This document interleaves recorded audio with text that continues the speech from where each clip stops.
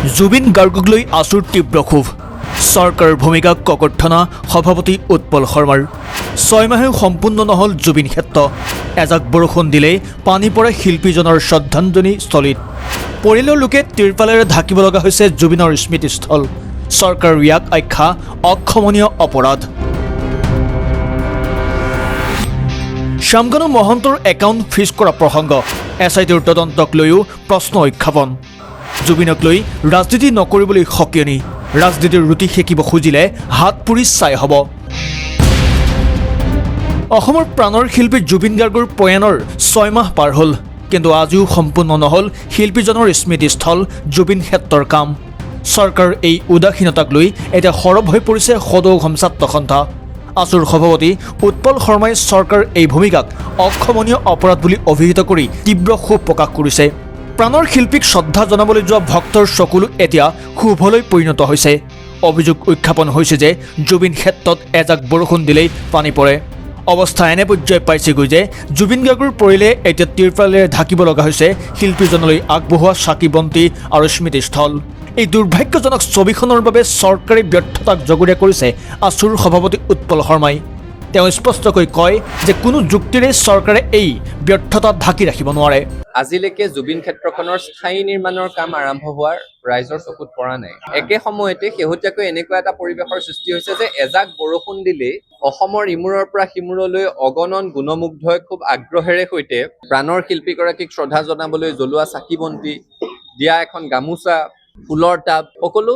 পানীত উটি যোৱাৰ উপক্ৰম হয় কুঁৱলী যোৱা তিৰপালেৰে সৈতে সেই আদৰৰ ঠাইডোখৰ শ্ৰদ্ধাৰ ঠাইডোখৰ ঢাকি ৰখা হৈছে এই পৰিৱেশৰ অন্ত পৰিব লাগিব খুব দুৰ্ভাগ্যজনক এটা পৰিৱেশ সৃষ্টি হৈছে আমি দেখিছো যে পৰিয়ালৰ মানুহে গৈ তিৰপালেৰে তম্বু তৰি প্ৰাণৰ শিল্পীগৰাকীক আদৰ যচা ঠাইখিনি সুৰক্ষিত কৰিব লগা হৈছে ইয়াতকৈ আৰু দুৰ্ভাগ্যৰ বিষয় জাতিটোৰ কাৰণে কি হ'ব পাৰে গতিকে আমি চৰকাৰক আহ্বান জনাইছো যে জুবিন ক্ষেত্ৰ নিৰ্মাণৰ কাম খৰতকীয়া কৰিব লাগে যোৱা 6 মাহে জুবিন ক্ষেত্ৰখন পানী পৰিলে উটি যোৱা অৱস্থাটোত ৰখাটো এটা অক্ষমনীয় অপৰাধ হৈছে কোনো অজুহাত কোনো যুক্তিৰে সৈতে এই ব্যৰ্থতাৰ এই অৱহেলাৰ দায় চৰকাৰে সাৰিব নোৱাৰে চৰকাৰ উদ্যোগত গঠিত নিৰ্মাণ সমিতিয়ে এতিয়ালৈকে কি প্ৰস্তাৱ দিলে সেই বিষয়েও কোনো ৰাজহুৱা তথ্য নাই আমি দেখিছিলো চৰকাৰৰ উদ্যোগত এখন নিৰ্মাণ সমিতি গঠন কৰি দিয়া হৈছিল সেই নিৰ্মাণ সমিতিত জুবিন গাৰ্গৰ পৰিয়ালবৰ্গ তেওঁৰ ঘনিষ্ঠ কিছু লোক সাংস্কৃতিক মহলৰ কিছু লোক আছে সেই নিৰ্মাণ সমিতিখনৰ কাম কাজনো কি আগবাঢ়িছে ৰাইজে সেই কথাটো জানিব বিচাৰে নিশ্চিতভাৱে তেওঁলোকে কিবা কৰি আছে কিন্তু কি কৰি আছেতো অসমৰ ৰাইজক অৱগত কৰিব লাগে কাৰণ ৰাইজে খুব আশাৰে সৈতে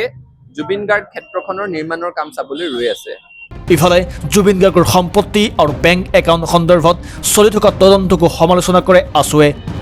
এছআইটিৰ আখুৱাহৰ বাবেই এতিয়া শ্যামকানু মহন্তৰ ফ্ৰিজ হৈ থকা একাউণ্ট খুলি দিব লগা পৰিস্থিতিৰ সৃষ্টি হোৱাক লৈও প্ৰশ্ন উঠিছে দোষী আইনৰ দৃষ্টিত দোষী সাব্যস্ত কৰিব লাগিব আৰু যেতিয়ালৈকে নকৰে তেতিয়ালৈকে এছআইটি তেতিয়ালৈকে আৰক্ষীৰ তেতিয়ালৈকে চৰকাৰৰ দায়িত্ব শেষ নহয় এতিয়া খুব দুৰ্ভাগ্যৰ কথা এটা আমি দেখিছো যে আমি পানী নসৰকা তদন্ত পানী নসৰকা চাৰ্জশ্বিটৰ কথা কৈ আছিলো তাৰ পিছতো দেখিছো যে পদ্ধতিগত আখুৱাহৰ কাৰণে শ্যামকানু মহন্তৰ বন্ধ কৰি থোৱা বেংক একাউণ্ট খুলি দিয়া হৈছে ডাঙৰ এখন এছআইটি ইমান অভিজ্ঞ আৰক্ষী বিষয়া তাৰ পিছত প্ৰচিডিউৰেল লেবছ পদ্ধতিগত আখুৱাহৰ কাৰণে বেংক একাউণ্ট খুলি দিয়া হৈছে এই কথাটো মানুহ আশ্বস্ত হ'ব পৰা নাই গতিকে এতিয়া চৰকাৰৰ দায়িত্ব আৰু বাঢ়িল এছআইটিৰ দায়িত্ব আৰু বাঢ়িল চাৰ্জশ্বিটত যিবোৰ কথা উল্লেখ আছে সেই কথাবোৰ তথ্য প্ৰমাণেৰে সৈতে আদালতৰ মজিয়াত সাব্যস্ত কৰি জুবিন গাৰ্গৰ হত্যাৰ সৈতে জড়িত প্ৰত্যেকটো হত্যাকাৰীক কঠোৰ আইনী শাস্তি যেতিয়া বিহিব তেতিয়াহে অসমৰ মানুহ আশ্বস্ত হ'ব যে প্ৰাণৰ শিল্পীগৰাকীয়ে ন্যায় পাইছে আছুৰ সভাপতিগৰাকীৰ হুংকাৰ জুবিন গাৰ্গ কোনো ভোট গোটোৱা সঁজুলি নহয় জুবিন গাৰ্গ এটা জীয়া আগ্নেয়গিৰি যিয়ে জুবিনক লৈ ৰাজনীতিৰ ৰুটি সেকিবলৈ চেষ্টা কৰিব তেওঁৰ হাত পুৰি চাই হ'ব বুলিও তেওঁ চৰকাৰক কঠোৰ সকিনি প্ৰদান কৰিলে ৰাইজ ৰাজপথত নাই ইয়াৰ অৰ্থ এইটো নহয় যে প্ৰাণৰ শিল্পীগৰাকীৰ ন্যায় বিচাৰি বুকুত জ্বলি থকা জুইৰ পৰা নিৰ্বাচিত হৈছে এটা কথা খাটাং জুবিন গাৰ্গ ৰাজনৈতিক হাথিয়াৰ ৰাজনৈতিক অস্ত্ৰ কাৰো কাৰণেই হ'ব নোৱাৰিব শাসকেই হওক বিৰোধীয়েই হওক কোনেও জুবিন গাৰ্গক ৰাজনৈতিক অস্ত্ৰ হিচাপে ব্যৱহাৰ কৰিব নোৱাৰিব জুবিন গাৰ্গ কাৰো ভোট বঢ়োৱাৰ বা কাৰো ভোট খহুৱাৰ অস্ত্ৰ হ'বই নোৱাৰে আমি পূৰ্বতেও কৈছো আজি পুনৰ দোহাৰিছো জুবিন গাৰ্গ এটা জীয়া আগ্নেয়গিৰিৰ নাম আৰু আগ্নেয়গিৰি যিয়ে ৰাজনীতিৰ ৰুটি সেকিবলৈ যত্ন কৰিব, তেওঁৰ হাত পুৰি চাৰখাৰ হৈ যাব, শাসকেই হওক বিৰোধীয়েই হওক। তেখেতৰ অগণন গুণমুগ্ধই শ্ৰদ্ধা জনোৱা ঠাইখিনি নিৰ্বাচনলৈকে, নিৰ্বাচনৰ ফলাফললৈকে এই ধৰণেৰে ধুমুহা বতাহত দুৰ্গতিৰ সন্মুখীন হ'ব, দুৰ্ভোগ ভুগিব, সেই কথাটো অসমৰ ৰাইজে মানি নলয়। আৰু সেইকাৰণে যদি নিৰ্মাণ সমিতিয়ে স্থায়ী নিৰ্মাণৰ কোনো প্ৰস্তাৱ এতিয়ালৈকে দাখিল কৰা নাই, তেতিয়াহ'লে অস্থায়ীভাৱে হ'লেও বাৰিষাৰ দিনকেইটাত যাতে ৰাইজে কোনো দুৰ্ভোগ নোহোৱাকৈ নিজৰ শ্ৰদ্ধা যাচি থাকিব পাৰে, সেই ব্যৱস্থা কৰিবলৈ চৰকাৰক দাবী জনাইছোঁ। মৰিগাঁৱৰ পৰা পুলকনাথ, টাইমছ গুৱাহাটী।